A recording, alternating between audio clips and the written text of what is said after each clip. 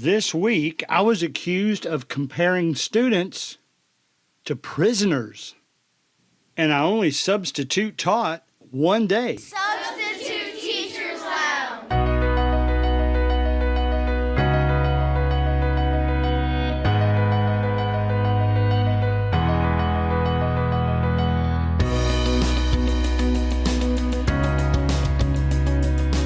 All right, guys, I know you think it would be out of character for me to ever refer to students as prisoners. I'll tell you what happened this week that resulted in somebody saying that. First of all, a little housekeeping. Those of you that have tried to join our Substitute Teachers Lounge Facebook group, most of you have gotten in. Here's why some of you didn't. There are now 3 questions you need to answer. And just, the general thing about conforming to the rules of the group. If you just quickly go through there, don't realize those questions are there, then the group will not accept you. So make sure when you go through there, we're over 1,000 now, 1,000 group members. So make sure when you go in there that you answer those questions. They're pretty generic. It's not going to be any big deal. So answer them. I'll let you in, and then you're free to post your little heart out and to be as controversial as you want to be, as long as you're respectful of each other. Now, let's play a game. All right, you ready? Those of you that listen to the podcast today, I assume that you are for the most part, a frequent listener. You've probably listened to the last few. I'd say that's a pretty good bet because we had a lot of listens to both the last two. 2 weeks ago, the one where I talked about quitting, that was our most popular episode in its first 7 days of any that I've released in the last, it's a little bit over a year and a half. Last week's was not quite as strong, but still in the top 5 of those in the last year and a half. So very strong as well. Now, you podcast people, the ones that have been listening, I'm going to give you 5 seconds, and I want you to think about, you have all the details, by the way. I want you to think about how I could possibly have compared students to prisoners. All right, you got 5 seconds.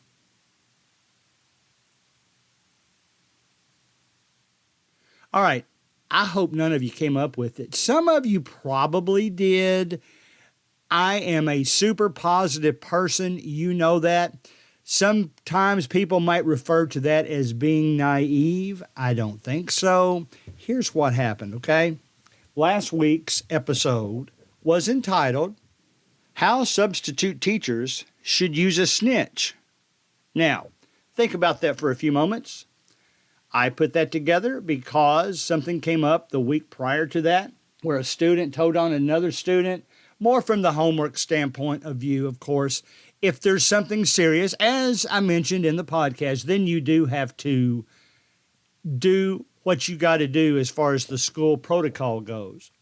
But that was the title of the podcast, How Substitute Teachers Should Use a Snitch. That word gets used in the classroom all the time. Hey, Johnny is snitching on Amy, especially in the lower grades. I hear that word come up from time to time. But think about that for a little while. Now, think about this too. On Sunday mornings, after the podcast has been out roughly 12 hours, I post a link directly to the podcast on about 5 or 6 different Facebook groups. They all have to do with teaching, substitute teaching, or school administration, okay? I try not to do anything that takes people away from other groups. That's not my intention. I just want them to know that there's a podcast out there, and I would like for them to listen to it. That's just marketing. So I did that last week too. Everything went great, except for one group. And within that group, it went bad for one person, and because of that one person, they got people fired up about the podcast. Now, to be honest, I think the majority of the negative comments that came out were without even listening to the podcast. It was just based on that title, how substitute teachers should use a snitch, okay? So I made a few comments. I told them that I never would have reacted the way they did. And again, they reacted to the title. Now, did some of them, because of all this, go listen to it? Yeah, probably. I probably picked up some listens. You know, in the world of social media, any kind of news is good news as far as popularity goes, or perhaps negative popularity. There, of course, can be some times when something comes out negative about somebody else, and it causes you maybe to stop following them. But anyway, here's what happened. On this particular Facebook group, it was more of the administration variety. Somebody mentioned that I should never use the word snitch or informer because, get this, they are primarily used in prison dealings these days or with police administration. And I don't want students referred to as prisoners. That's what started the conversation. Now, I looked up the definition of snitch. In fact, I even looked up I typed in snitch slang because I wanted to see what the biggest slang terms were for the use of the word snitch. Here's what came up. Snitch is slang and is defined as to steal or tattle. An example of snitch is for the child to tell on his sibling for stealing the cookies. All right? That was the first definition. That was the first slang definition. If you go to just a straight dictionary definition, it means to steal or tattle. There are other definitions that have to do with informing police officers in a cooperative way. That in itself is sort of a positive definition as well, but by far and away, snitch and inform are just words that in their simplicity just mean to tell somebody about somebody else. Snitch normally associated with negative, and informing is often associated with positive, even though you might be saying a negative thing. Betray was in there. But regardless, here's my point. The first thing that administrator, if it is an administrator, chose to post was, don't ever use the word snitch or informer because that makes the children prisoners. I paraphrased to my advantage a little bit, but that's the way the people that read that comment took it. Now, after he had only gotten a couple of likes, I posted that definition, and then I got some likes. Then he posted something again to try to get people fired up, and all of a sudden, people thought that was just terrible that I had used that word. I bowed out of the conversation. I'm not one of those that thinks they have to have the last say on anything in most situations. There's probably some where I'm not like that. Probably when I'm not like that is more with family and friends. But anyway, so that's how all that happened. And it made me think there are people out there. Now, before I offend somebody, let me say this. You might be among the people that popped into your head too. If you did, I'm guessing, and I hate to keep going back to this, but it's true.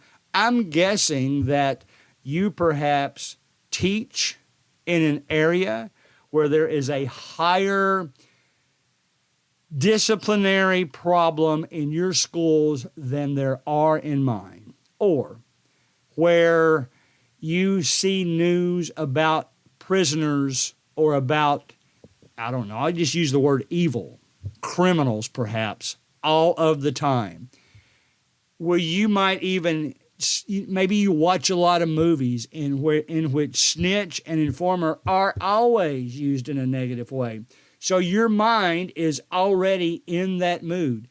I'm going to guess that since we had a whole bunch of listens last week to last week's podcast, there are some of you that same thought popped into your mind. Now, none of you said anything. So I was a little bit surprised since this one page said a lot, this one Facebook group. But, I understand there's different environments. Where I live, this is the God's honest truth. Prisoners never popped into my head when I was talking about snitches and informers. In fact, kids use that term all the time about somebody that tells on somebody else. Never has a discussion, even in high school, come up in my area about how snitches are prisoner or law type things. Well, that's never really come up. They all use it the same way. They all use it as a classroom person who told something negative about somebody else. Okay? Now, you know that if you listened to that podcast last week, I addressed everything that person posted. And had he listened to it before just blindly posting that comment about prisoners, he would have understood that we were really both on the same side. We were both saying what we shouldn't be using snitches for. We were both saying the same thing. He just happened to be reacting to the title without listening to the podcast. The title, I've talked about this forever. The title is to grab your attention, to get you to listen. Then I support the title by telling maybe that's not the best thing to do. And that's what I did in that episode too. So I said all that in the past 12 minutes to say this. Do you walk into a situation, whether it's substitute teaching or anything, but most of my examples obviously will be for substitute teachers. Do you walk into a situation thinking negative things before you think positive things? Do you walk onto Facebook groups looking forward to getting people fired up negatively about what you have to say? Do you go into a substitute teacher situation almost looking for something negative to happen so that you can come down hard on the student that created the situation? I'm guessing there's some people like that. Now, let's get this right out in the open right away. There are no such things as positive personalities and negative personalities. That's not a personality trait. That is a state of mind. It doesn't matter whether you're an introvert or an extrovert. It doesn't matter whether you're a para teacher or a secretary in a school or an administrator or a teacher or a substitute teacher. Positive and negative are not personalities. They are states of mind, and they can be corrected. Go back to introverts and extroverts. For the most part, those can't be corrected. Although my father told me often that I was an introvert when I was younger and I was an extrovert after I got out into the business world. So I don't agree with that. He probably didn't know some of the things that I did in high school. So that's part of that issue. But either way, let's talk about our mindsets when we go into substitute teach that makes us go in with a negative chip on our shoulder rather than a positive. All right, so let's analyze our minds. We're going into a school that we've had some bad, let's call it mojo. There's a lot of stuff going on in a school that might make you feel a certain way. You go into that school and you've got two choices. You can walk in with a negative mindset. What am I going to encounter today? Or you can walk in with a positive mindset. Again, what am I going to encounter today? Here's what I would caution you not to do. Don't automatically go into a situation that's been negative for you in the past. Even if you know you're going to deal with a student you've dealt with in the past. You've heard me say on podcasts that one of the students that I had the most difficulty with in one class at one time, he actually apologized to me one day, even to the point of saying, listen, I know we didn't get off on the best foot. That's probably my fault. But I know from talking to the other students, he hadn't met me before. I know from talking to the other students that they enjoy having you in the classroom. I appreciate you here. In fact, if there's, you can even help me with some things if you don't mind, or send me to somebody in the subjects that I need help on. So it worked out well. He now speaks to me every day in the classroom. Do I ever see him put in the quote troublemaker classroom for a day because he's done something in a class? Yes, I have. And he usually tells me about it. I'll see him walking down the hallway and he said, "Man, here's what I did. I should have known better.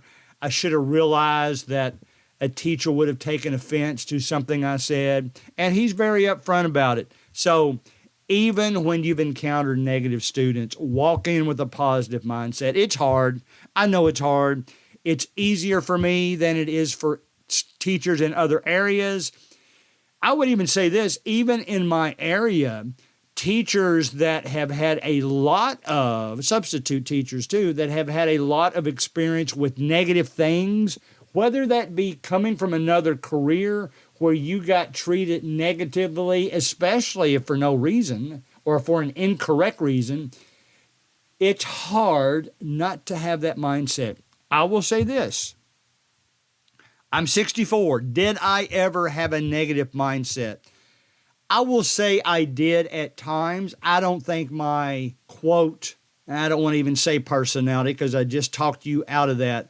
I would even say that I had a negative mindset for weeks at some times. But then if I had time to think about it, if I had time to think, all right, this has been negative, what are some positive ways that I can try to turn this around? It worked out a lot better for me. It is incorrect for me to sit here and say you're either a negative person or a positive person. That's not true. You can be positive sometimes and negative sometimes.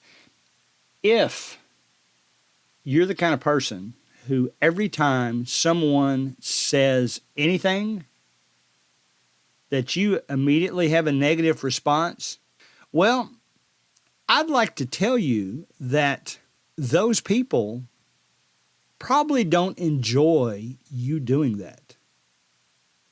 They probably don't enjoy that no matter what they say, you have a negative reaction.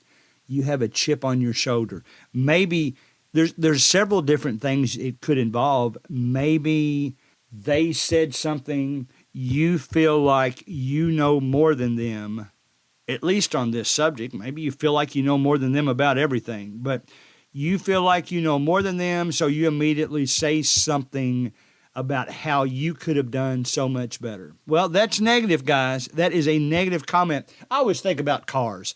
Somebody comes in bragging about the deal they got on a car, and the other person in a negative environment, I can think, last week a story from the fourth grade popped into my head.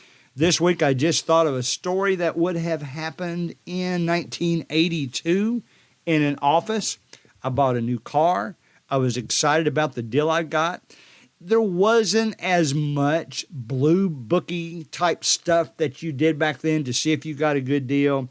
I was happy. I was satisfied. I didn't put myself in an uncomfortable payment situation, but yet the person I worked with, who is actually a pretty nice person, he couldn't wait to tell me how I could have gotten a better deal. He couldn't wait to tell me. In fact, he worded it this way: I could have gotten a better deal than that.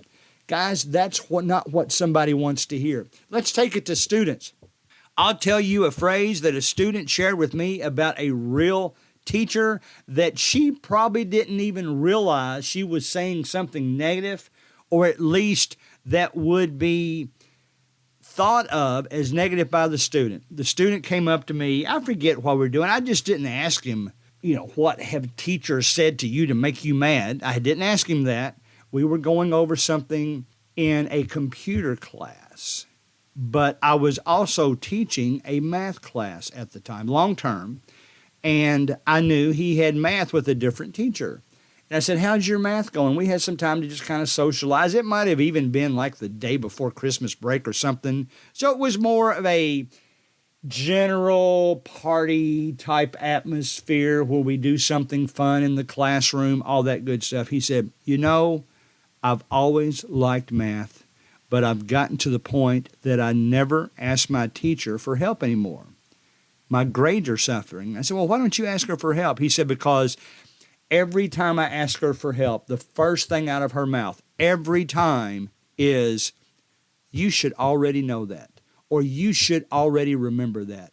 And he said, it makes me reluctant. It makes me not want to ask her any questions because she puts me in an embarrassing situation. Now, you as adults are sitting there right now and might be saying, well, he shouldn't be embarrassed. I disagree. It's his mind. It's his, personality. It's him. It's a young person. They get embarrassed easily. I'm guessing if she said you should already know that, she didn't whisper it in his ear. She probably said it, even if she said it in a normal voice, there were probably other students around her. I know for a fact, maybe I'm going back to what my father said about me being an introvert. There were years of my schooling, I made good grades, but there were years of my schooling that if a teacher had told me I should already know that, I wouldn't ask her again. I'd probably go out of my way to try to figure it out on my own, ask maybe a student who I knew was really smart, can you help me with this? Now, granted, the teacher just didn't say only you should know this. She went on to explain the answer, but it still made that student reluctant. Now, substitute teachers, here's what you need to do. Think of all the positive things you can do for students. Work on getting their names right. Work on dealing with them in the classroom in such a way that they have a positive experience with you. Here's how you're going to know. If you react negatively every time a student asks you something, does something in the classroom, those students will not enjoy having you back. If you act positive all the time, now I don't mean drippy or sugary or sugar-coated or obvious types of over positive situations. I mean genuinely helpful and positive to the students. They will want you to come back. Don't go into the schoolroom thinking about what is going to be negative today. Think about what's going to be positive today. Don't read the title of something and think, that's terrible. Go listen to what it has to say first. If a podcast has a title that's challenging, that's controversial, listen before you just spout off about it, okay? That's what this episode is about. Are you one of those substitute teachers who goes in to every schoolroom situation wondering how you can be negative that day? You might not call it negative. You may not even realize it's negative. But it doesn't matter. It's the perception of the other people. If your immediate reaction, if a student or a teacher reacts negative to you, is to be negative to them, that is not going to help the situation. Be a positive person. Create an environment for those students where they not only want to have you there, but they trust what you have to say and they look at you as a positive person. Don't create a situation where they think so negatively of you, they don't want you back. Some of you may be proud of that. Some of you may be proud of your negativity. Some of you might have that smirk on your face like, look what I got by with this time. I put them in their place. Well, I don't want you around me if you're like that. I want the school environment to be as much fun as possible for the students. I want the teachers to ask me back. It killed me 2 weeks ago to have to tell that one particular school that I didn't want to long-term sub anymore because I had some, quote, retirement fun things I wanted to do, including travel and all that kind of stuff. So always be positive. Sometimes it's tough. I'll give you that. Sometimes it's very tough to stick with a positive attitude. But I have learned, I wasn't always like this, I have learned the more times you're positive, even in a negative situation, the more times that is going to work out positively in the end for you. Negatives on negatives just create a bigger negative. Now we're in math class. Not multiplication, two negatives equal a positive in that situation, But if you're adding one negative on top of another negative, that gives you a bigger negative. That is in life too. Negative and negative and negative and negative will create more negative. One positive situation can often turn a negative situation positive. So that's what we all need to practice on. Quit overreacting to something that wasn't intended to be that way. Get all your details first and turn all those situations into a positive experience.